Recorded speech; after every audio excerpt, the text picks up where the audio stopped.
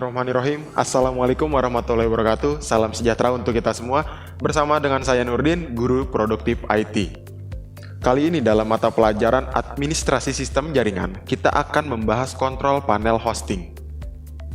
Sebelum kita ke kontrol panel hosting, kita cari tahu dulu yang terkait dengan kontrol panel hosting itu apa aja sih?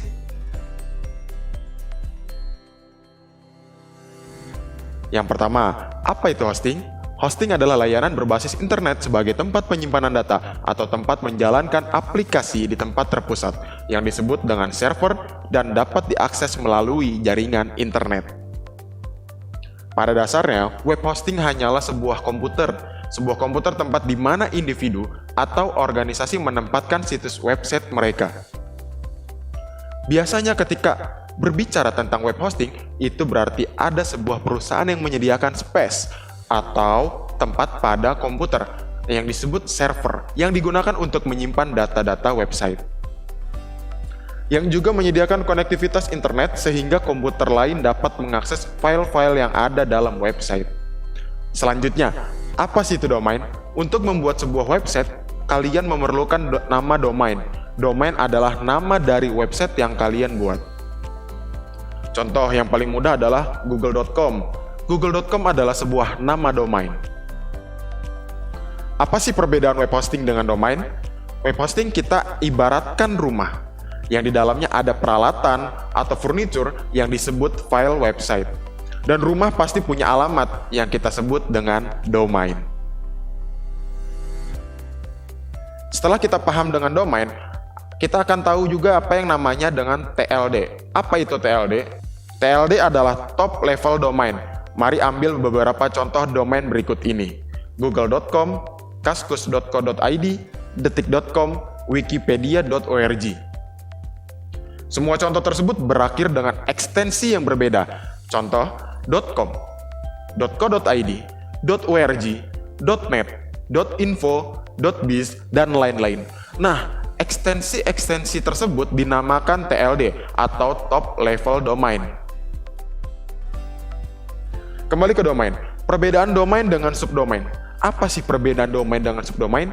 Pada dasarnya subdomain adalah bagian dari domain. Biasanya digunakan untuk membagi area website, mengatur konten website dengan bahasa yang berbeda atau kategori yang berbeda. Misalkan, saya ingin membuat halaman khusus siswa di website smkletris2.com. Saya ingin memisahkan areanya dengan website utama. Lalu saya buat subdomain dengan nama siswa.smkletris2.com. smkletris2.com adalah domainnya, sedangkan siswa.smkletris.com adalah subdomainnya. Selanjutnya, jenis layanan hosting. Ada beberapa jenis layanan hosting, yaitu free hosting, share hosting, VPS atau virtual private server, dedicated server, cloud server, colocation server.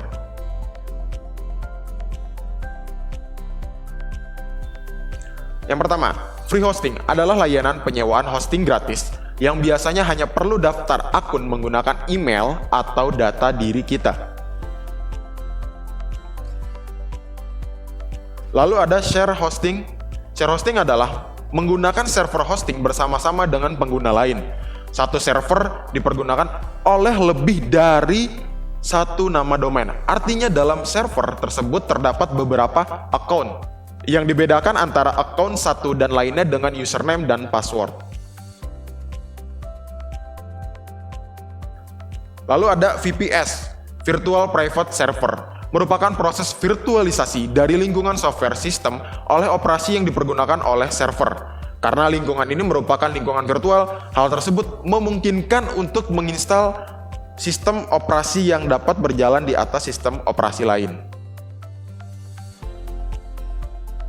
Lalu ada dedicated server. Dedicated server adalah penggunaan server yang dikhususkan untuk aplikasi yang lebih besar dan tidak bisa dioperasikan dalam share hosting atau virtual dedicated server. Dalam hal ini, penyediaan server ditanggung oleh perusahaan hosting yang biasanya bekerja sama dengan vendor. Cloud hosting adalah salah satu jenis layanan hosting dengan teknologi terbaru, memiliki kecepatan dan keamanan yang lebih baik. Cloud hosting juga tidak bekerja pada satu server saja, tetapi menggunakan banyak server yang tersebar di seluruh dunia. Kelebihannya adalah saat satu server down, maka akan digantikan dengan server yang lain. Lalu terakhir ada colocation server, adalah layanan penyewaan tempat untuk meletakkan server yang dipergunakan untuk hosting. Server disediakan oleh pelanggan yang biasanya bekerja sama dengan vendor. Cukup sekian video pembelajaran kali ini. Terima kasih kalian sudah menyimak. Kita lanjut ke video berikutnya. Terima kasih. Wassalamualaikum warahmatullahi wabarakatuh.